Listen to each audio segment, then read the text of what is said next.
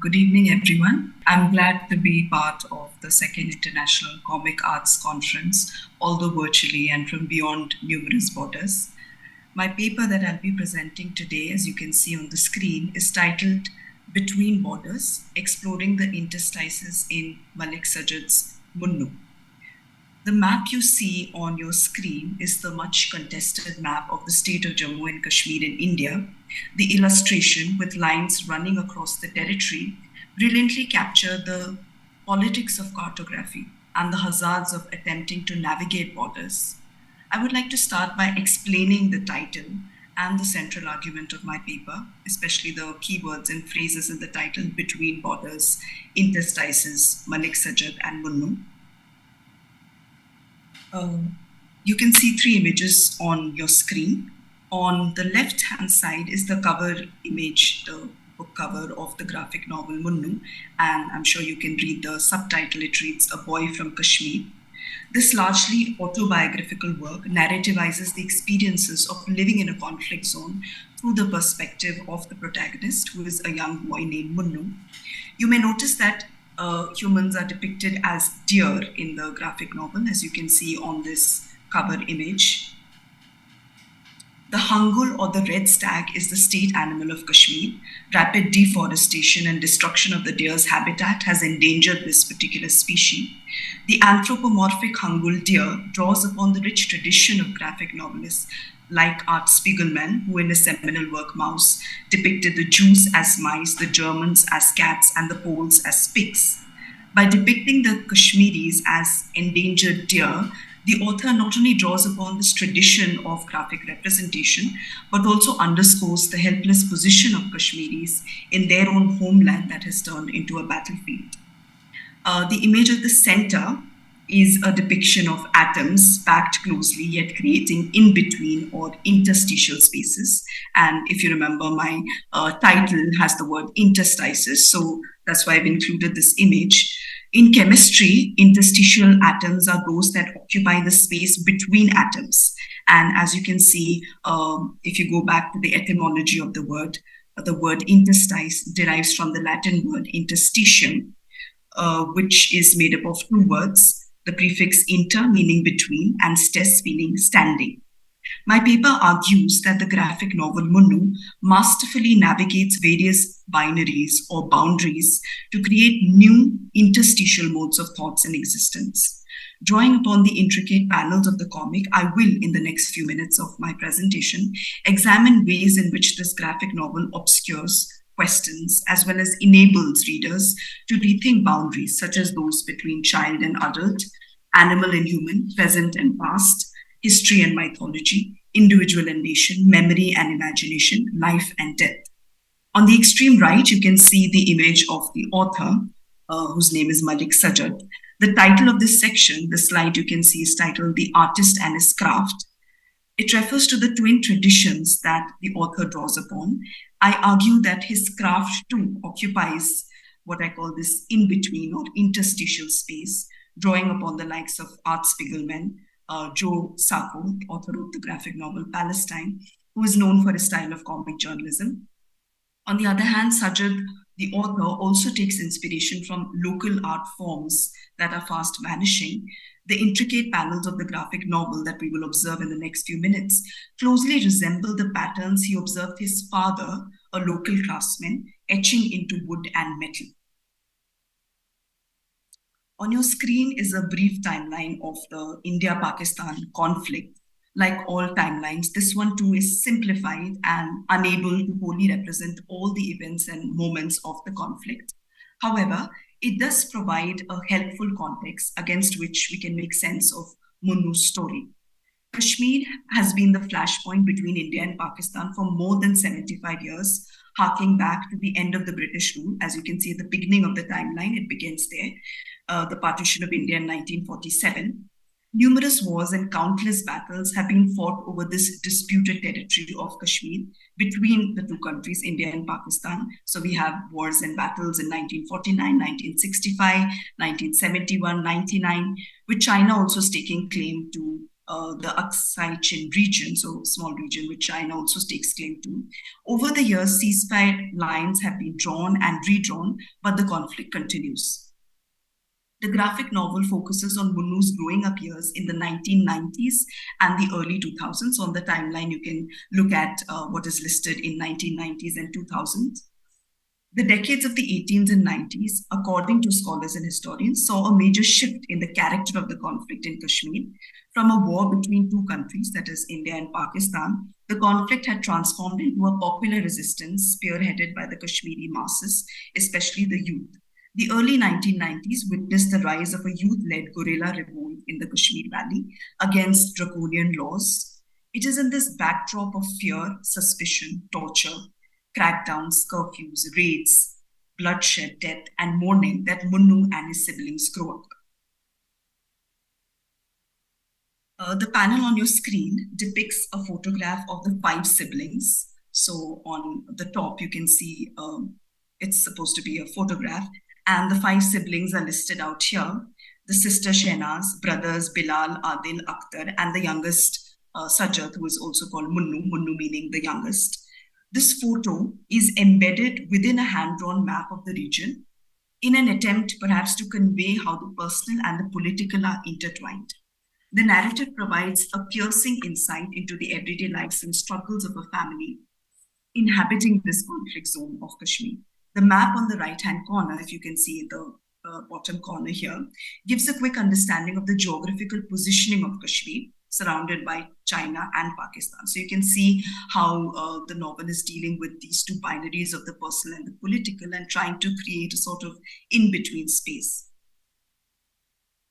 The personal and the political brilliantly intersect throughout the graphic novel as we witness the 7-year-old Munnu, the youngest in the family and the apple of his parents' eye, evolve and mature into Sajjad, the press person with a coveted cartoonist job at Greater Kashmir, which is the name of a leading English newspaper in Kashmir. So you can see 2 panels here. On the left corner, you can see Munnu as a young child being coddled by his mother, while the panel on the right, which is taken from the latter part of the graphic novel, depicts Munnu as a grown-up professional. However, for Munnu and other children his age, this transition from childhood to adolescence is quite arduous. From corporal punishments to rapes, tear gas shelling, torture, false encounters, custodial deaths, the children of Kashmir have been exposed to violence in all its forms, be it for purposes of disciplining, harassing, forcing confessions, or simply to plant fear and assert power. Growing up in this atmosphere of conflict where violence has become a normal part of their existence, Munnu's childhood is deprived of innocence, safety, leisure, all of which characterizes childhood.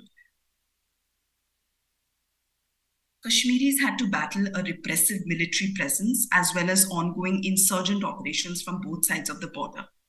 The AFSPA, which stands for the Armed Forces Special Powers Act, was operative in the region during the years Sajjad documents in the graphic novel.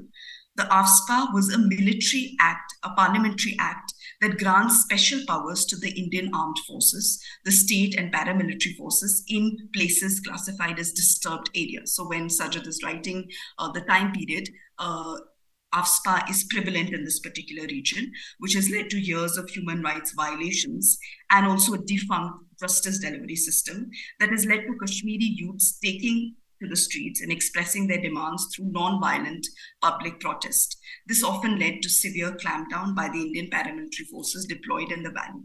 This panel that you see on your screen depicts what had begun as a peaceful demonstration of young school students near the city center, which is called Lal Chowk, demanding the release of their principal who has been detained by the army on the grounds of suspicion of having links with the militants. So if you understand it against the political backdrop that I briefly explained, some passers-by join the procession and start shouting freedom slogans, leading to a violent clampdown by the army, who immediately resort to tear gas shells. Little Munnu is lost in the ensuing stampede and finds his way back home hours later, much to the relief of his grief-stricken mother. Munnu's schooling is constantly disrupted. This is just one instance, but throughout the novel, we get various instances of his schooling being disrupted owing to endless curfews and crackdowns in the region. The school is also relocated. The building is relocated time and again due to disturbances caused either by the army or by the militants. And there is an incident where the walls of the school building are covered with old newspaper in order to hide the bullet marks and bloodstains. These youngsters are deprived of a normal childhood, normal in quotes, and are unable to engage in simple, normal activities that you associate with childhood, like, say, leisure activities like playing a game of football or just watching a movie. As a child, we see Munnu filling his leisure hours with attempts to draw unrecognizable, disfigured people from the newspaper. The spectacle of violence that the media often indulges in is laid bare in Munnu's innocent acts of imitation. One of his early sketches that is included here depicts normalcy as a fish caught in a bag of water. The cartoon ironically conveys how the Kashmiris have had to adapt to a new normal of violence, curfews, raids, and incarceration. And in the next cartoon, you can see how Munnu, who is an expert in sketching the AK-47 rifle, is flooded by demands from his classmates who are ready to do his homework in exchange for the sketch. Unable to keep up with the demand, he carves out a stamp of AK-47 from his eraser. This can be read as a subtle but brilliant comment on the proliferation of arms and the burgeoning global arms trade. I would also like to talk about another interstitial category, which is the half-widows of Kashmir. Decades of conflict and insurgency in the valley has led to the emergence of this unique category of half-widows who are among the disappeared. More than 10,000 Kashmiri men, both civilians and militants, have simply disappeared since the beginning of the armed struggle. This panel, if you watch it closely, depicts Munnu's mother, Hasina, in different postures of prayer. And the way the artist has embedded the figure inside a huge clock suggests the incessant nature of the struggle. It never ends. The women are subjected to a lifetime of waiting, worrying, wailing, and Hasina worries her head off every time there is a crackdown. She prays incessantly for her husband and her eldest son, who have to go for what is called an identification parade, where they try to identify, the army tries to identify people who have links with the militants. And every time this happens, some men and boys in the locality are identified and arrested, never to be seen again. Another binary that I would try to depict how the graphic novel tries to straddle is that of between human and animal. The panel here depicts how two people who are accused with having links with the militants are tortured and their dead bodies are dragged through the streets. And alongside, you can see two dogs that are running. And it's very difficult to distinguish between animals and humans. And I've already talked about the anthropomorphic depiction of human beings as hungul deer, which highlights the helpless position of Kashmiris in their homeland that has turned into a battlefield. Kashmir has a rich historical, literary, linguistic, and cultural legacy, and the complex, contested past of Kashmir is also explored in the novel. And what the graphic novel tries to do is it places historical panels, or panels which are talking about the history of the region, alongside panels which are describing a sort of mythical story of the birth of Kashmir, etc. And in doing so, it tries to show us how, in rather than focusing on a particular version of the past, a single inflexible meta-narrative, we need to look at intersecting, interstitial, and coexisting narratives in order to get a more complete understanding of the struggle that people in this region are going through. With this, I come to the last slide, where in this particular illustration, I've tried to summarize my arguments that hark back to my initial explanation of the interstitial spaces. I would like to argue that it is in this in-between or interstitial space of art that Munnu, the protagonist, and Sajjad, the artist, find solace amid the din of the gunfire, the shrieks of the dying, and the chants of freedom.